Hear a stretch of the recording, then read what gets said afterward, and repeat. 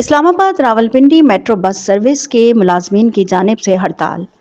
اسلام آباد Rawalpindi metro bus service Pakistan میں بننے والی پہلی میٹرو بس سروس ہے جس نے بلا شبہ پاکستان میں سفری سہولتوں کے لیے ایک نیا سنگ بنیاد رکھا اور سال ہر سال سے یہ بس سروس لوگوں کو آسان اور سستا سفر مہیا کر رہی ہے، لیکن کچھ عرصے سے مسافروں کو درپیش مختلف شکایات کی وجہ سے کئی معاملات سامنے آئے۔ ٹکٹس کا نہ ملنا اور میٹرو بس میں اتنا زیادہ رش ہونا کہ جگہ ہی نہیں ہوتی۔